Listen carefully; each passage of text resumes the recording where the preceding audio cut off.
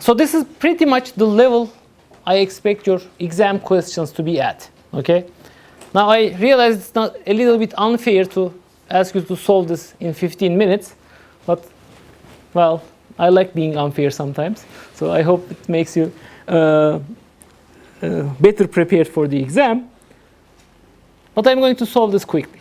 Now, as I said, one part of this question is extremely easy to solve. Which part? Part B. Why? Because it's asking the magnitude of the electric field inside the metal shell. I don't have to read any further. My definition of a metal is that electric field in this region is 0 if R is between A and B. Okay, that's by definition of the perfect metal. I'm also going to solve part D now. Okay. So if I take a cut on the system, I have this inner shell with radius A and outer shell with radius B. Well, they are shells. They look like eggs here, but now, if I actually take a Gauss surface, on this Gauss surface, what is E dot dA? 0, because all points of the Gauss surface are inside the conductor. Electric field is identically 0 on each point of the Gauss surface, which means the total charge inside this Gauss surface is 0. So, if I have plus lambda charge per unit length at the center, what must be the charge on the inner surface of the shell? It must be minus lambda per unit length. How about the charge on the outer surface of the shell?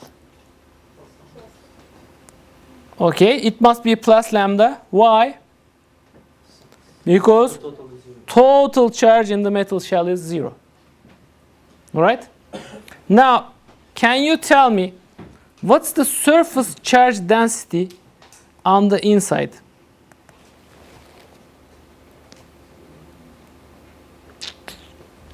Let's think about this. I'm just drawing the inner shell now. So this is the inner shell. If I take a section of length L, what will be the total charge on the surface? Well, I just said it must be minus lambda, so the Q must be minus lambda times L. So what is the surface charge density on the inner surface? Minus lambda times L divided by the surface area of the lateral side. What's the inner radius? It's A, so it's going to be 2 pi A times L. L's cancel, so it's apparently minus lambda over 2 pi A. Okay. How many of you found this result? Okay, so we have more.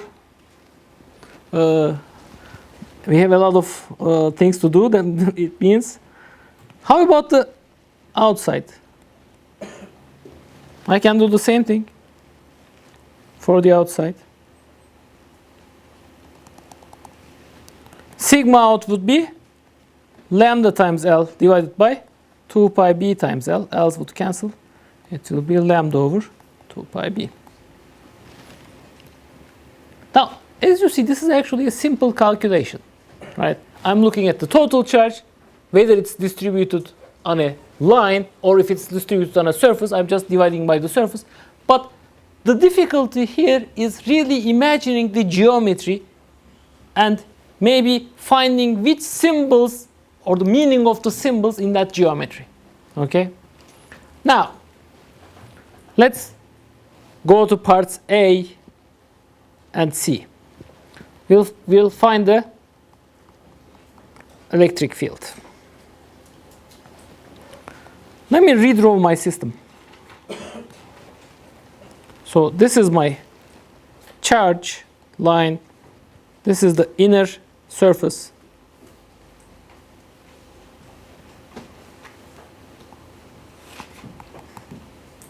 The line charge continues, and this guy is the outer surface.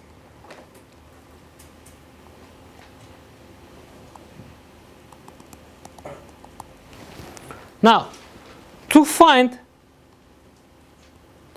the electric field at radius r, what do? I use Gauss's law.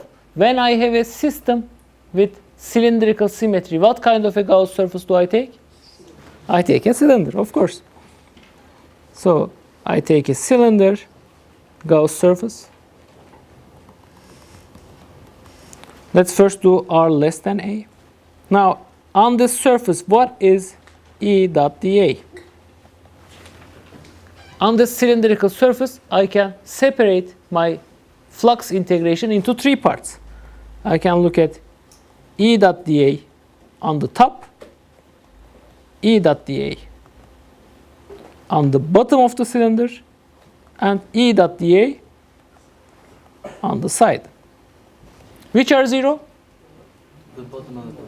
The bottom and the top are 0. Why? Because here dA are pointing along the axis and dA is pointing outward on the side, but I expect the electric field by symmetry to be perpendicular on the top and the bottom, while it's going to be in the same direction on the side. So this is going to be 0 because E is perpendicular to dA. This is going to be 0 because E is perpendicular to dA. And here E is parallel to dA. So I can take this outside the integral, E magnitude times integral dA. And this is going to be E times, if the length of this Gauss surface is L, L times 2 pi r. Okay? Does it make sense? It's just the surface area of my cylinder. Which cylinder? The Gauss surface cylinder here. Now, what is Q in? How much charge do I? Lambda times. You're right. Where is that charge? The charge inside the Gauss surface. It's only on the line here. So Q in is going to be lambda times L. Now I can write down my Gauss law once again. E dot dA is Q in over epsilon 0. So I've calculated the left hand side is 2 pi r times L. Q in is lambda times L divided by epsilon 0. L's cancel and I am relieved. Why? Because L was not given in the problem. I actually invented it. E magnitude is lambda over 2 pi r epsilon 0. And that's true only where I am inside the cavity, okay? Inside the cylindrical shell. How about the electric field?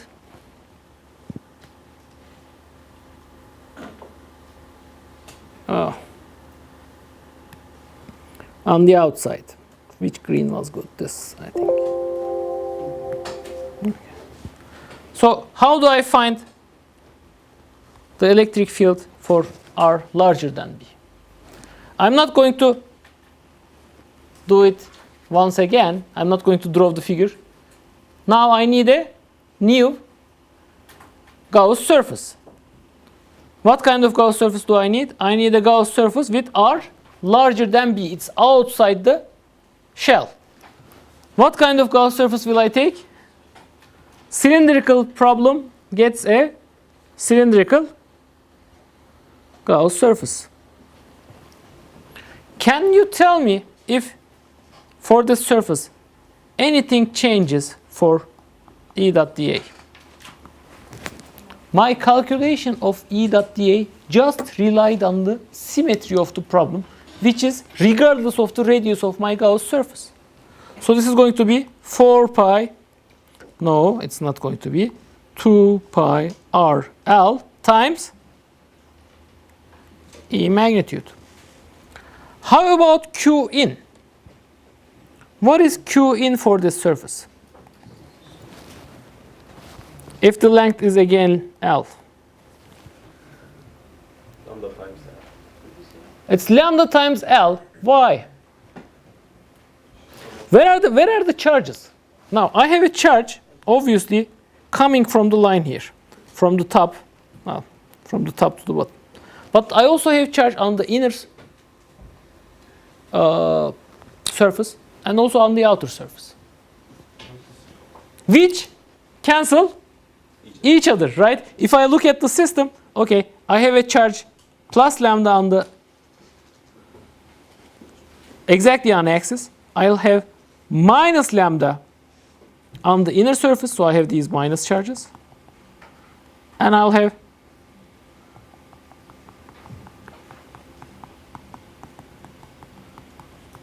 plus lambda on the outer shell. So the total charge net Q in is going to be lambda minus lambda plus lambda equals lambda times L. So Q in is again lambda times L. If I equate everything, what do I find? E magnitude is lambda times L divided by 2 pi R times L divided by epsilon 0. So it's going to be lambda over 2 pi epsilon 0 R for R larger than B. So what did the electric field look like in this case?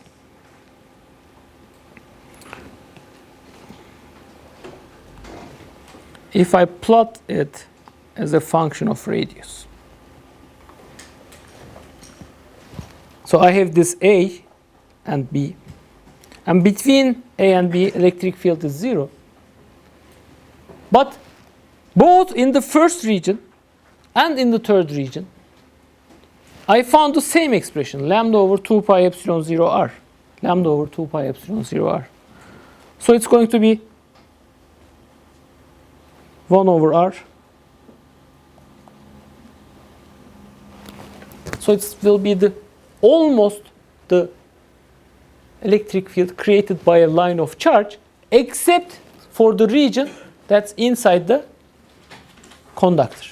So the conductor shields the electric field in that region, but nothing changes for the outside. Okay? So this is electric field magnitude. Hey, what's going on?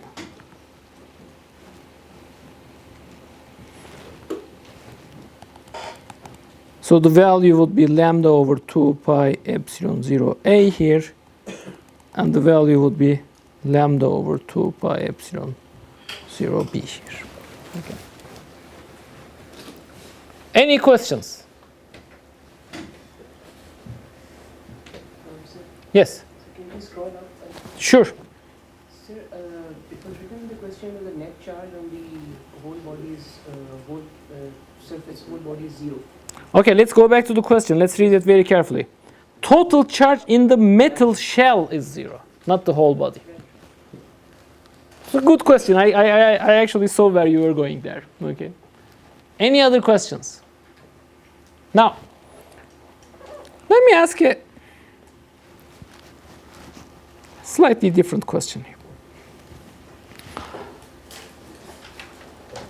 What happens if I have this metal with a cavity which is not at the center? Okay. And I put a plus Q charge somewhere inside this cavity. So this is a sphere with radius r, and the cavity which is not concentric, which doesn't have the same center with the sphere. Now what do I expect? What does the electric field of the system look like? Now,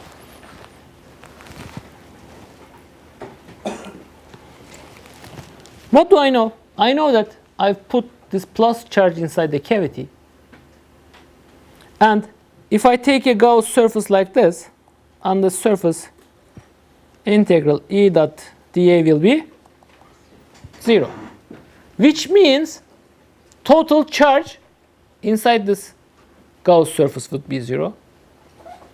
So what neutralizes, what cancels this plus Q charge? There must be charges attracted to the inside surface. So they must total minus Q. Now, if the full charge of the shell is 0, what would happen? I'll have charges. If the net charge of the shell is 0, right now I have minus Q on the inner surface. There must be plus Q on the outer surface. So I have plus Q.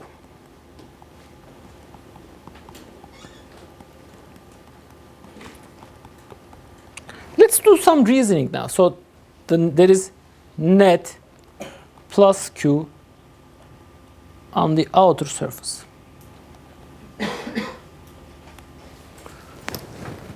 Is that charge plus Q, is it uniformly distributed to sphere, or do you expect more plus charges near the cavity?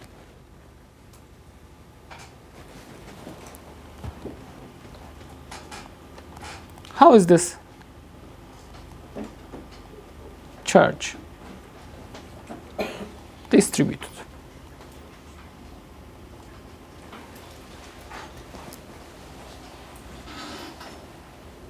Okay, let's go back to the previous problem. If I had a fully filled metal sphere, if I put charges onto it plus Q,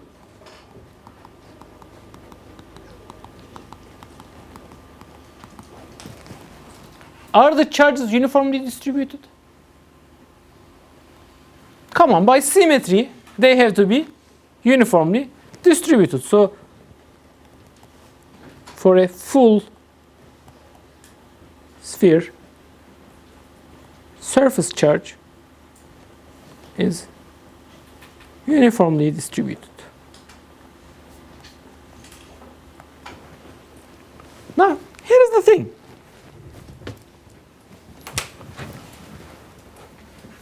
If I'm actually an electron here or a plus charge here, do I know if the cavity there exists? Is there any way that I can know about that? Do I feel an electric field coming from that? No. Why? Because the minus charges here are distributed so that electric field inside is 0. So if I'm actually at the surface here, I have no knowledge of what's going on inside that cavity. So the positive charges here must be distributed equally and uniformly. It's not different from the fully filled case. Try to wrap your mind around this. Okay, this is not the easiest way of thinking, but really,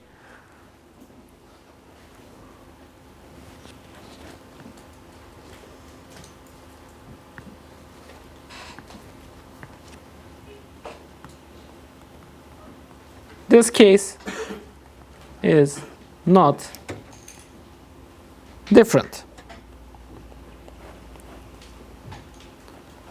On the outside, sigma is Q over 4 pi r square uniformly. So you can find the electric field by Gauss law in any way you want. Okay? Now, it turns out actually this cavity is inside the conductor, not central cavities. It's a very good way to test whether Coulomb's law is right. If Coulomb's law was not 1 over r squared, there would be a big difference here. So that was one of the initial tests of Coulomb's law. A fancy name for testing Coulomb's law. Okay, so I should say this. We said Coulomb's law is 1 over 4 pi epsilon 0. And let me write it for electric field. Magnitude Q over r square. Okay. Now, so when you do an experiment, you actually try to measure this power. Let me call this something else. I'm going to call it epsilon. So if you have a good experiment, maybe you find E to be 2.001 plus minus 0.02, something like this, right?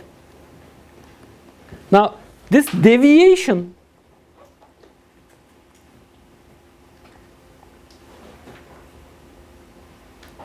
from 2 is related to mass of photons. So instead of saying, we're in the 21st century, no one would like to write a paper saying, hey, I'm testing Coulomb's law. Instead, you write a paper saying, I'm measuring the photon mass. That's exactly the same thing. Okay? So that's related to the rest mass of the photon. So there are still labs which are trying to see whether Coulomb's law is really 1 over r square or q over r square. And that's important. It's important. It tells us something about the fundamental processes in nature. Right? Now, this is pretty much all I want to say about Gauss's law. Please, I've selected a lot of problems from the book. Okay.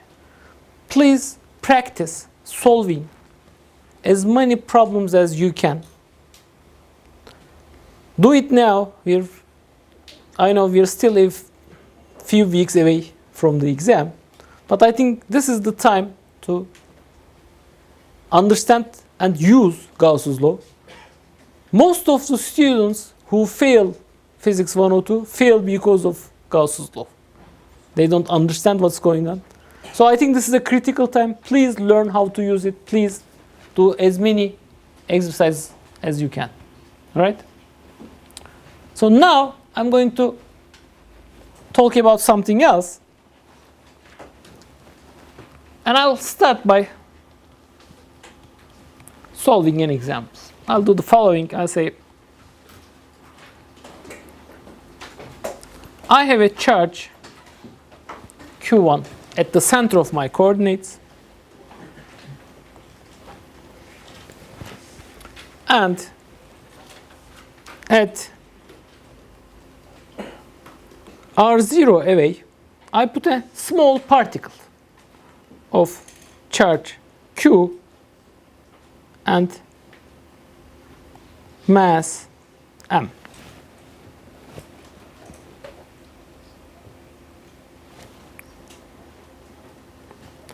Let's keep this fixed. So I'm holding on to the large Q. Okay? And I let the small particle go. What will happen? There will be an electric field here, which means there will be a force. So this small particle will start moving, accelerating. So here is the question.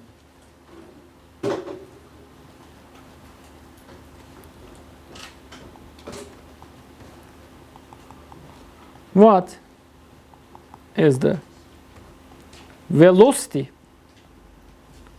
of the small particle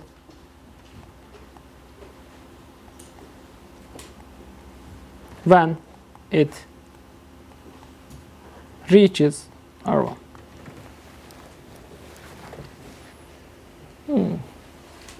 Now, the most straightforward, well, not straightforward, but the first thing that comes to your mind is at each point I can actually find the acceleration, right? I know that E is going to be 1 over 4 pi epsilon 0 q1 times q divided by r square at each point. From there, I can find the force on q. Force is going to be small q times E. And from there, I know that m times a is going to be F. So I can actually find acceleration. It's going to be 1 over m q over m times E. And if I find the acceleration, maybe I can solve what x of t is, v of t is. But I'm really not asking you anything about time. I'm not asking how long it takes for this particle to go from r0 to r1. So when the problem does not involve time, we have better methods of finding the solution. Remember your physics 101. We can actually do it by calculating the work and changing kinetic energy. So that's what I'm going to do. Instead of, let's use work energy theorem. So what do I need to find? I need to find the work done by the electric field on this particle. So I need to calculate the work. What will be the work at any point if this is x? Work is integral f dx, right? That's what we... And dx goes from r0 to r1. What's f? F we've just calculated is q1 q divided by 4 pi epsilon 0. Well, I call this distance x, so it will be x squared, right? So let's put this in. My work will be q1 small q 4 pi epsilon 0 x squared dx q over 4 pi epsilon 0 integral 1 over x squared dx from r0 to r1. What's this integral? Come on. Minus 1 over x, right? So it's going to be minus 1 over x at r1 and r0. So this whole thing is going to be q divided by 4 pi epsilon 0, 1 over r0 minus 1 over r1.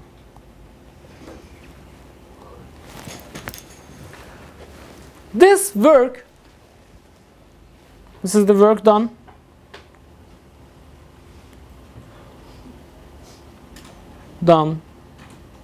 by electrical force. This must be equal to the change in kinetic energy, right? So what was my initial kinetic energy?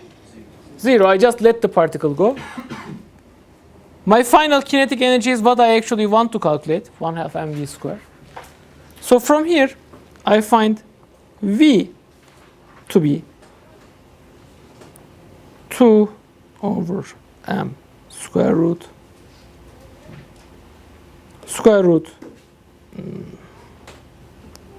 q over 4 pi epsilon 0 1 over r0 minus 1 over. I want you to notice one thing. I don't actually have to do this work calculation all the time. You remember again from Physics 101 that there were two kinds of forces. Conservative forces and non-conservative forces. It turns out, and this is an important principle, electrical forces are conservative. What does that mean? It means if I actually go around the path and come back, integral E dot dl on a closed path is 0.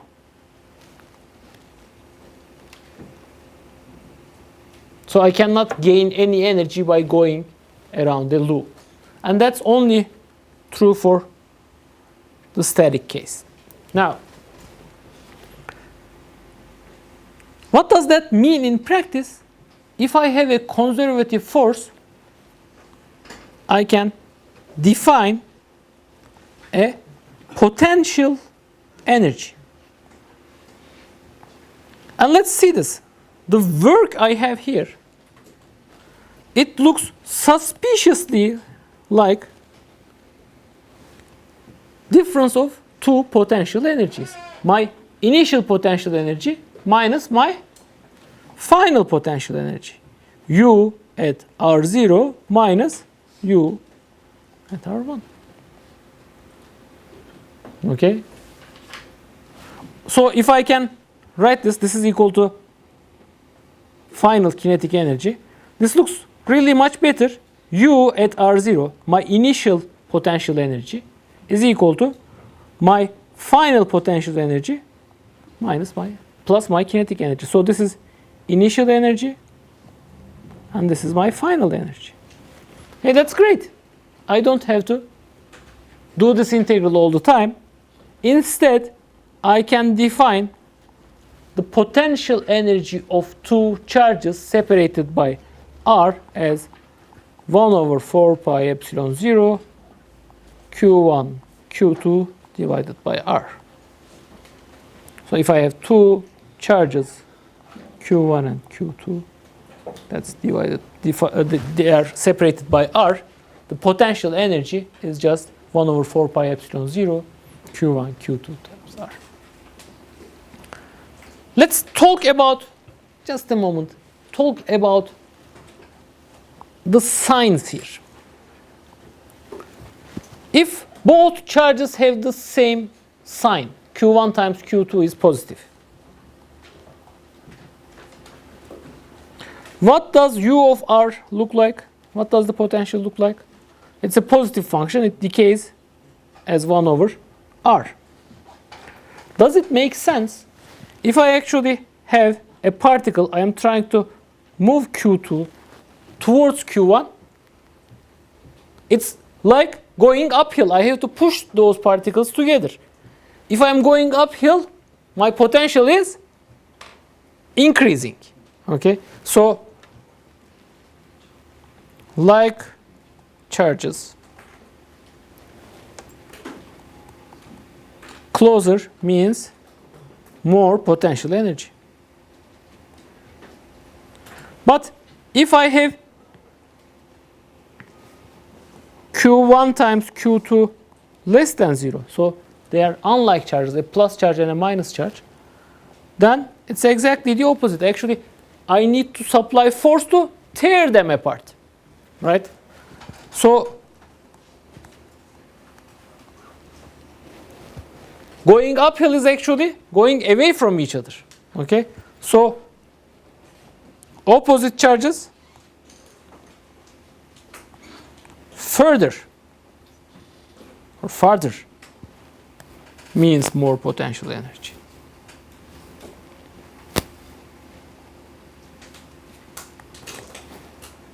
Okay. Now, one more thing before we leave. If I have more than two charges, let's say Q1, Q2, Q3, Q4, all these charges. What's the total potential energy of the system? It turns out our superposition principle still holds. I take each and every pair, it will be U13 plus, I should maybe start with U12 here, U13 plus U14, but I need to take all the pairs actually.